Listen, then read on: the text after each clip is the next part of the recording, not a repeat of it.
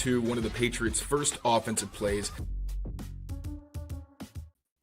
What's going on, everybody? Mike Kadlick here. Taylor Kyle's there, back with another episode of the Patriots Daily Podcast, powered by our good friends over at PrizePicks, as well as the CLNS Media Network. It is the best place for all of your Patriots coverage, so make sure you keep it here on Patriots Press Pass to rate, review, subscribe to the channel to get all of the best coverage, even in the slow off season, which I feel like we say it during every show at this point, Taylor, but we're kind of picking our battles, trying to find the best way to bring you guys Patriots content without repeating ourselves, without doing it just for the sake of doing it. And so we've kind of taken it down a couple notches, couple shows a week as rather than the daily, as is in the name, because frankly, nothing around the league is really happening right now. So what we're going to do today is essentially position ourselves for the rest of the next couple weeks into training camp at the end of July, which last year on the show, before I stopped writing for CLNSmedia.com, what I was doing over the summer was writing up like not position rankings, but in-depth position pieces where we would go through strengths, weaknesses, surprise players, things like that. And then we came on the pod and talked about it. While I'm not putting those on the channel, what we're going to do is still do the same thing and go through each position group and talk about all those things just on the pod, not on the website. But before we get into that, let's take a 30,000-foot view at the offensive position groups and the defensive position groups and kind of rank them amongst each other, figure out what needs help, what needs improvement, what the strengths are. That's what we're doing for each one. But we're going to kind of look at each one, 30,000 foot, and go from there. What we're also going to do after this is a Discord chat with our members and with everybody else. So everybody's allowed into the Discord. Members can hop on stage and ask questions with us and kind of talk about some Patriot stuff that they want to discuss. All you have to do is, and let me pull up the directions here. Step one is join our Discord server, clnsmedia.com/Discord. Head over there, find it. Step two, drop your username in this chat, and Amit will go and add you to the channel. And if you are a member of Patriots Press Pass here, you'll be able to ask us questions. So long story short, that is what's going to happen. We're going to sit here for another 25 minutes-ish, go through the position groups on offense. Next week, we'll do defense. After that, we'll go more in depth into every single position. Taylor, that's my diatribe. That's what I have to say. So before we get into offensive position groups, how are you? What's going on? Where are you in this offseason of, well, there's not much really going on, but we're still trying to find some things to do. And most importantly, how are you doing as the heat wave has finally sort of tempered off here in the Boston area? I had a death wish yesterday. I was outside for like 7 hours or something like that. So I'm fried. Like I woke up today and I was still felt very tired. Okay. So yeah, I'm here. I'm alive. We'll see what were happens. You doing outside? Were you sitting at the pool? Were you hanging out? Or were you doing work? If you want the real answer, I've been using the break to try to catch up on what's going on in the world, because I feel just horribly misinformed. And I just when I get worked up, I can't sit still. Even on the phone, I'm one of those people who walks around the house. So while taking in very stimulating information, I just had to keep my feet moving. So honestly, I could have walked to Norwood and stopped by and said hi. But I wound up just walking around Walpole and for hours, just listening to videos. And so I'm all right. Good for you.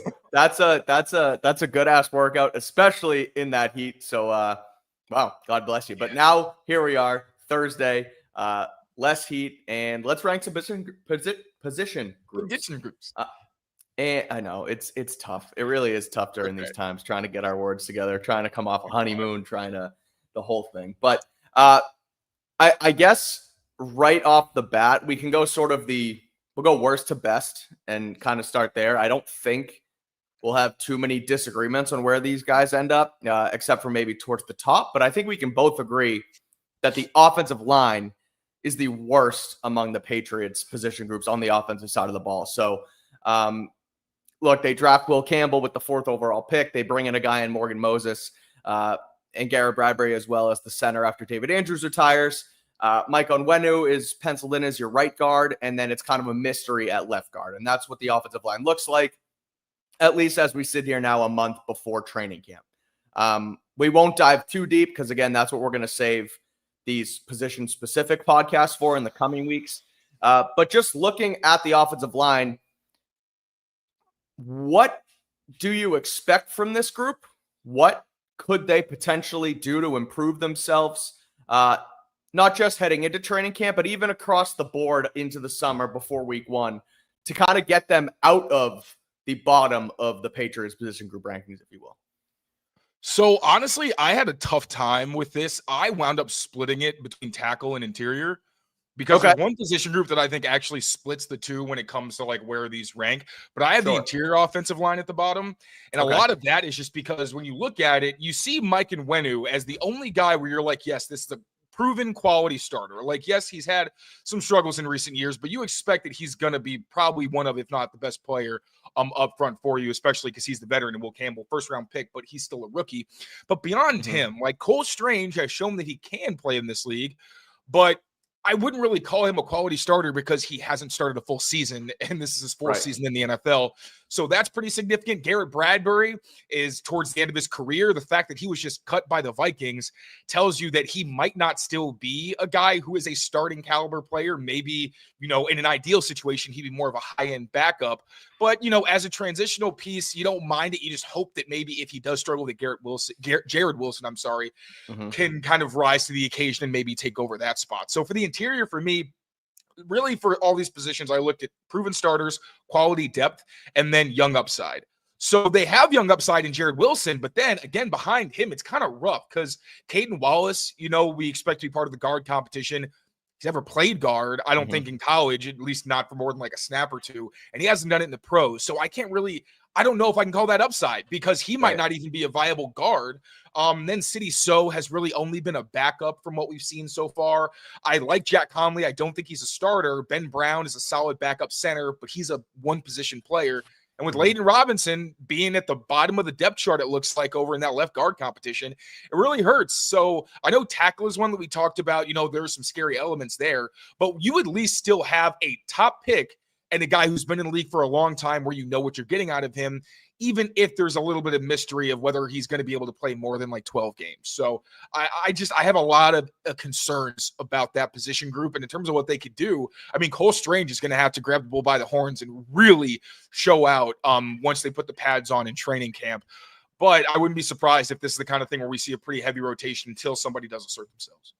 So then splitting up the tackles from the guards there, obviously putting the guards at the bottom of that sort of rankings totem pole. Do you have tackle above wide receiver, or do you have it still guard, tackle, then wide receiver? So the bottom of my list is the interior offensive line, so center and guard, especially because some of those guys cross-trained. It was just too difficult to do guard and center. After that, I've got tight end, actually. I like the offensive position better than I like tight end, and here's why. So we have Hunter Henry. Okay, so we're going to have a disagreement because I have tight end like at the very top of my list. So continue. My thing with tight end is you have Hunter Henry, who's very good. One thing I also thought of is like, if someone gets hurt, how much trouble are you in? If Hunter Henry were to get hurt, they're kind of screwed. I like Austin Hooper a lot. Could he start for you? Sure. You do not want Austin Hooper being a starter. You love him as your second tight end. You love him as a rotational piece. But I think if either one of those guys got hurt, it would test the depth significantly. And we still have training camp to see who can block, because if CJ Dupree and Brock Lampy can really show that they can be difference makers in the third tight end and the true fullback, then this position looks very different. And then, yes, I would probably have it higher. But I see almost no depth behind Austin Hooper.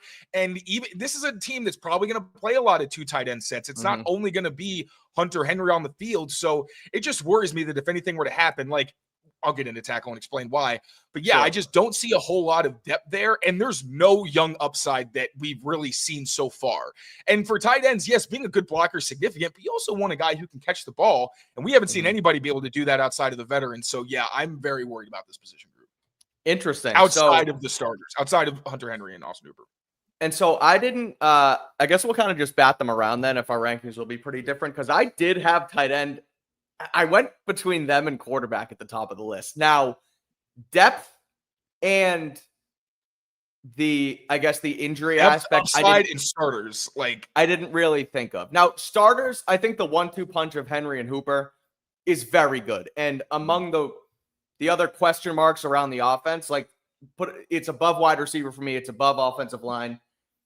Quarterbacks, running backs, I think they just edge them out. And I'll explain why when we get to the running backs and the quarterbacks, more so as to why I have more questions around them than tight ends. But like Hunter Henry has been a top, hovering around 10 tight end for the majority of his career. And Austin Hooper closer to like the 15-20 mark, call it, if that's safe. Maybe a little less than, depending on how you think about it. So funky because it's so based on team to team. Like there's so many different body types, like what they do well. It's really tough. But I mean, with Austin Hooper, like if they're reliable and they can catch passes and block pretty effectively, especially catch passes downhill, then those are guys where I'm thinking you're probably in that top 20 range.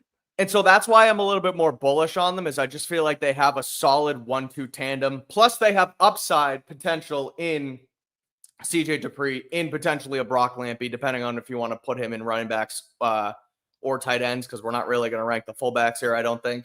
So I think with what, Hooper also has familiarity in McDaniel's system. Hunter obviously does as well. Now, you're right on the upside and the young talent, where it's much more of a question mark than it is a proven young room, because both guys are, aging veterans. And if one of them goes down, then it quickly becomes a lesser room. So, again, I have them up the top, and we can go through the next of them. I understand why there's question marks around it, but I guess I'm more curious as to, and maybe moving on even from tight ends, your opinion on the tackles and why they may be more, I guess, more viable than the tight end room here. So I do have tackles ranked above the tight ends. And that's really because, one, you just drafted somebody in the first round, a top 5 pick. That's just a pedigree that you don't have at almost any other position outside of quarterback. So that's very significant.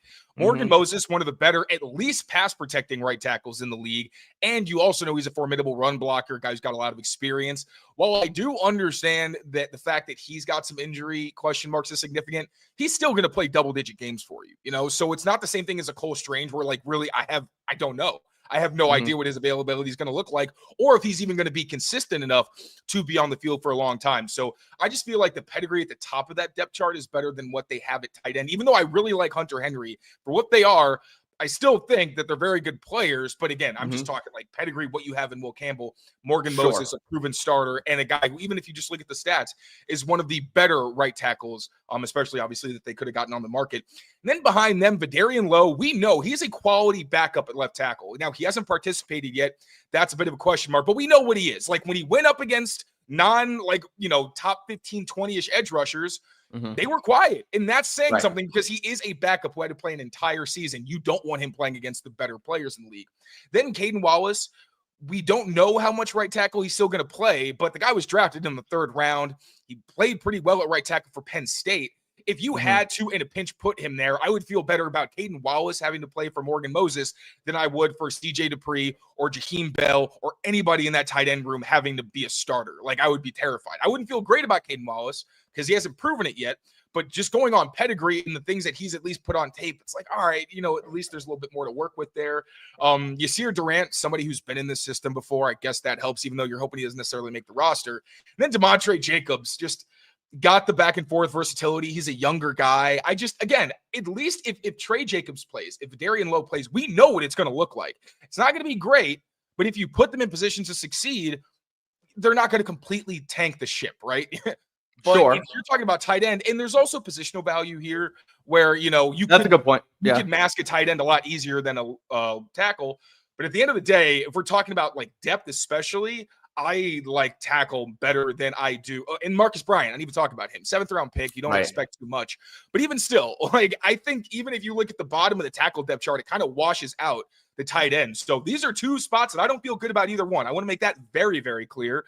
But at least tackle, I feel more confident in the depth if someone were to go down than I do at tight end, where I just don't even know if they have a functional player besides Austin Hooper and Hunter Henry. So, yeah. And so first of all, I agree with the majority of what you said, but I think that me putting tight end at 1 is crazy. It could be crazy. However, I still think looking at like Will Campbell, yes, there's the pedigree, there's the fourth pick, there's upside. There's also question marks. And I think what you have in Hooper and Henry at tight end may actually be better than what you have in Morgan Moses at right tackle on the offensive line. Because, like, I think Will Campbell's kind of carrying that. Like, that's a guy who should be one of the. We've said like his ceiling is probably very good, but like Hunter Henry's towards the end of his career, and I would say like he's on that precipice of like very good. And like so, if you're talking about and again, it's hard because you don't really. It is hard to compare the tight ends. Yeah, you do. That's what this exercise is not easy. But again, I just felt like if you look at the entire position, and I know Nelly says, hey, the tight end room has a lot of upside. In the NFL, upside only goes so far. Like, have you heard anybody talking about Jaheim Bell or Jack Westover or CJ Dupree or G. Scott? No, you haven't. No, and only us because we cover them you're at least hoping. Exactly. And like, if you're talking about upside, no one's really talking about run blocking. Yes, that's great. But you'd like for a tight end to also be a factor as a pass catcher, unless you're an elite run blocker.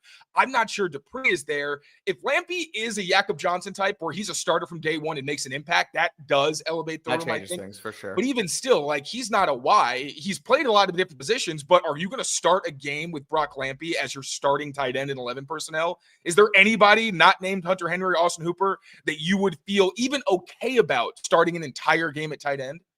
Right now, no. Maybe in a month of the season if Dupree or somebody like that can pop. But besides that, like right now, absolutely not. There's in Vidarian Lowe and Trey Jacobs, like for a game, yeah, I'm fine with that because we've seen it. Like they can be okay if you don't put them, like if you don't put Trey Jacobs against a Bosa and tell him to make the key pass block an obvious pass situation. Like if you don't do that kind of stuff, you're okay. Whereas like I don't see outside of even blocking, like if you're calling a play action on one of these tight ends, it's kind of like 50-50 chance they're even going to catch it. Fair. All right, we have 3 position groups left. It is, let me just pull this off. Wide receivers, running backs, quarterbacks. We'll hash those out in a second. But first, I want to remind you guys that after this show, after we get through the rest of the rankings, we are going to hop over to Discord and do a chat with everybody, and members of Patriots Press Pass can ask questions, can hop on the stage with us and talk about the Patriots. So join our Discord channel. It's clnsmedia.com/Discord. Head over there. You will be able to get in. And then once you're in, drop your username in this chat. If you're a Patriots Press Pass member, Amit will verify you. You'll be a member on there, and then you'll be able to ask us questions exclusively on there. Now, everybody can hop over and listen. We're trying to build out our Discord community as well as what we have on YouTube. So make sure to go over there, check that out. Come hang with us as sort of a second piece to today's podcast. And on top of that, as you guys know, we are always powered by our good friends at Prize Picks here on Patriots Daily. And Prize Picks is the best place to turn your sports knowledge into cash. With millions of members, Prize Picks has made daily fantasy sports accessible to all. And all you got to do is pick more or less on at least 2 players for a shot to win up to 2,000 times your cash. So run your game all season long on Prize Picks. Now, do you know ball? While the playoffs in basketball and hockey are over, there is still women's basketball all summer and baseball as well. And Prize Picks has plays for all of these summer sports. So while the sports calendar is slowing down, Prize Picks is not. And again, as I said before, it's the best way to get action on sports. And you can do it in more than 30 states, including California, Texas, and Georgia. The app is super easy to use. To create a lineup, all you got to do is pick more or less on a few player stats, and you'll have a shot to win up to 2,000 times your money. So head over to Prize Picks today. Download the app. Use code CLNS to get $50 instantly after you play your first $5 lineup. That's code CLNS to get $50 instantly after you play your first $5 lineup. Prize Picks, run your game. Can I just comment really quick on the last section? Because it is a pretty good point. Yep. So Cameron, that is a fair point. Most teams are not 3 deep at tight end. My issue is that they don't even have a young player who was drafted before like the 7th. Was Jaheim Bell was a 7th round pick, right? Yes, he was. Yeah, so they don't even have a player drafted before the 7th round. That's my big issue is like, it's at least if it was like a second round or third round pick instead of Austin Hooper, I'd even feel better because if that guy had to start, at least, okay, he's getting experience. Sure. He can continue to improve, which you'd expect from like a Caden Wallace or maybe not a Trey Jacobs or anything, like a Marcus Bryant. You're hoping like, all right, a young guy, maybe we can mold his tools. My issue with tight end is I don't even see that, like a young guy that I think could step into anybody's shoes.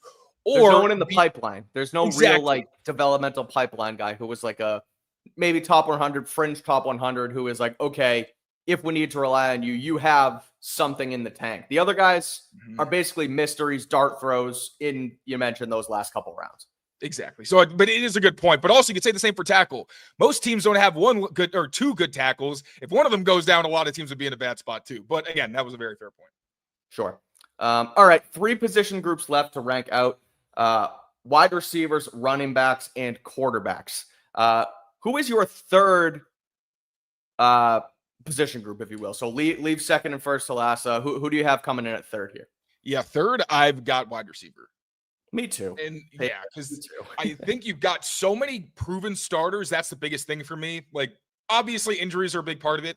Stephon Diggs hasn't been a full participant. Matt Collins didn't do anything. So there is some TBD here as well, but we're kind of going off what it looks like on paper a little bit. Stephon Diggs, Demario Douglas, Matt Collins, Kendrick Bourne, all guys who have been starters, and a lot of them have had success in either Josh McDaniels' offense or Josh McDaniels' adjacent offense.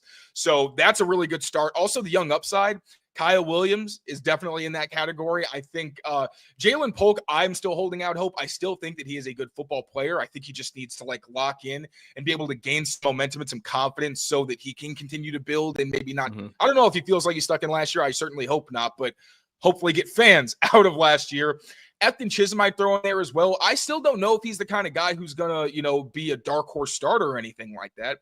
But as a wide receiver 4, I think he could be a damn good player.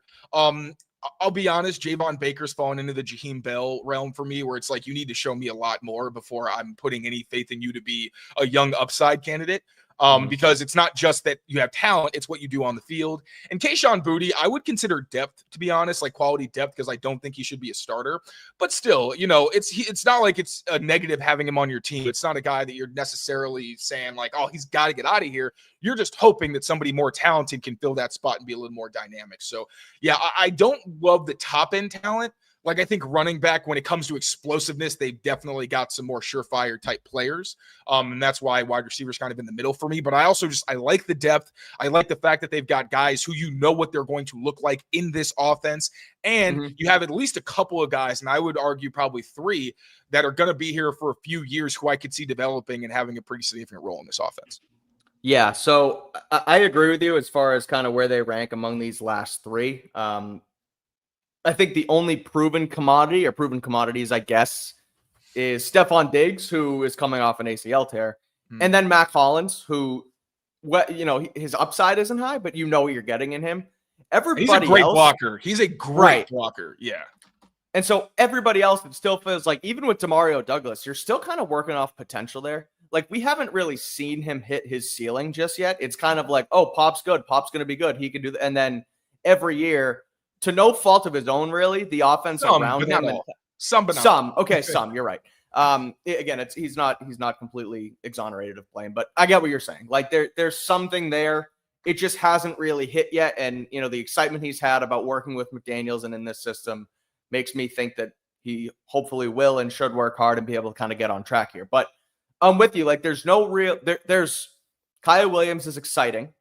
It's still a question mark, but at least you haven't seen a Jalen Polk disaster from Kyle Williams, right? You haven't seen, Javon Baker, like everything we've kind of seen from him. And so I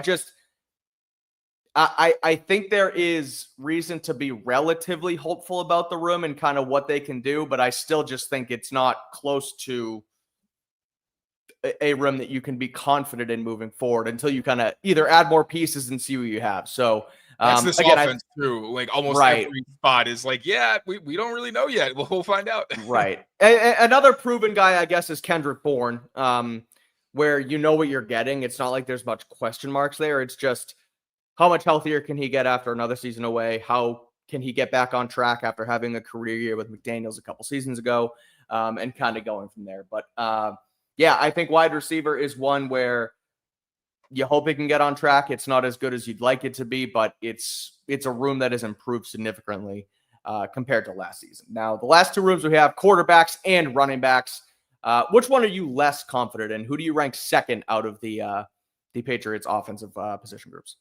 I got quarterback.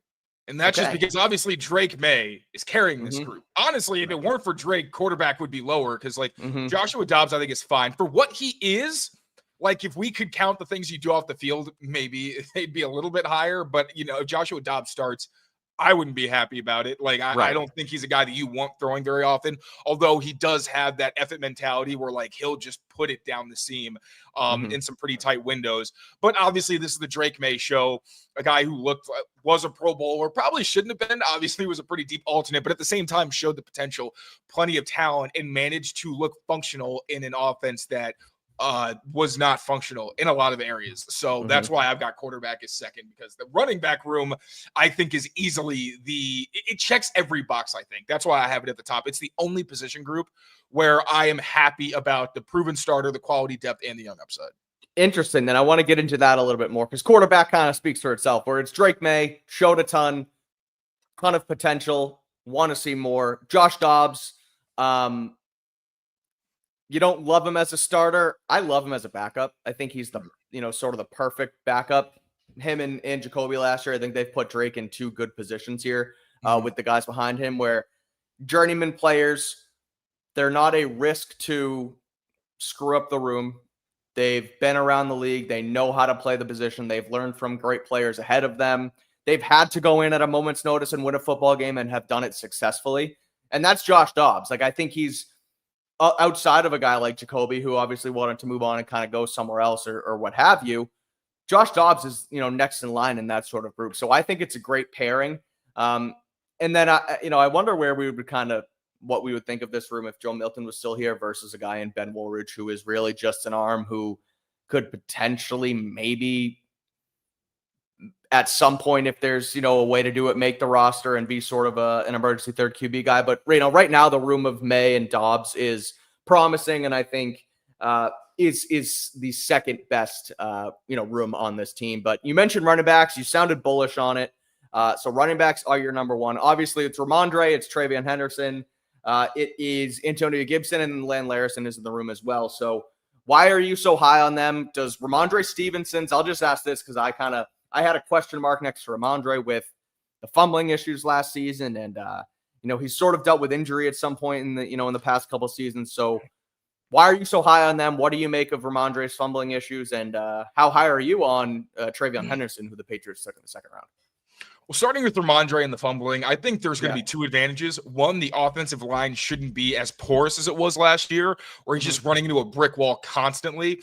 And I don't think he's going to be so desperate to have to literally fight and claw for every single yard, because I think a lot of the times when he fumbles, it's because he's really trying to just churn out as much as he can, and by doing that, the ball winds up being exposed. So and the fumbling is still something we need to look at, but it was a huge anomaly how bad he was last year. I don't think it's fair to expect that again, especially considering the situation around him. But we know what Ramondre is. He looked great as a rookie in this Josh McDaniels offense. He takes care of himself well. He's one of the best pass protecting running backs in football. Now the Patriots have maybe the two best pass protecting running backs in football. And obviously not a dynamic receiver necessarily, but somebody who has the soft hands. So he's a very quality starter. I don't think there's any doubt about that as long as the fumbling's in check. Quality depth. Antonio Gibson is a very high-end backup. Like him and Jack Gibbons, I think, are in the same category of like they could start for some teams. Maybe not great starters, but they're quality and they're not going to be bad or anything. I think Antonio Gibson is much better as depth than he is as a starter, but in a pinch, I don't think you're necessarily complaining given how explosive and powerful he is. And Travion Henderson as your young upside, a guy who might end up being not necessarily a starter, but depends on the game plan. Some games, James White was a starter. Some games, Rex Burkhead was a starter. So a guy who is a quality starter you would expect going into the league because he's shown he's a very good runner. He is a good pass protector. Didn't seem like the assignments he had in camp were too much for him or anything like that. And we know he's a versatile pass catcher as well. So you have a true three-headed monster at that position where you can just cycle these guys through and do pretty much anything you want. And Lan Larison, we haven't seen a ton from him yet, but that wheel catch he had against Cam Riley where he was all over him. I'm like, if you can make these kinds of plays consistently when called upon, then yeah, like he's going to be a virtual lock for the roster since we know McDaniels does cycle through those running backs. So I don't think it's a question, man. Running back is by far the deepest position on this offense. I definitely agree on the depth. And I'm excited to see Henderson and Larison once the pads come on and once there's sort of more full contact practices, joint practices, and preseason games as well, because I think there's definitely the biggest upside, maybe outside of quarterback with Drake May and what he can do. There's the biggest upside in that running back room where 4 guys, like you mentioned, churn them through just like McDaniels, has done in the past. Larison was obviously a stud at the collegiate level. Travion Henderson, speaks for himself as far as, what he brings as far as potential. We just actually have to see it on the field. And then Ramondre, I think better offensive line. I'm kind of regurgitating what you said, but better offensive line, a system he's been familiar with in the past. I liked his joke about kind of getting reamed out by Belichick and McDaniels about this offense before, so he knows it like the back of his hand. So, yeah, I got to agree with you that running back definitely has the most upside and can potentially help this team the most. I just wonder, I hate to be the how much running the ball matters, because running the ball does matter. The running back thing that I go back and forth with, but I do ultimately agree that regardless of positional value, running back is the deepest and potentially be the best room on this team.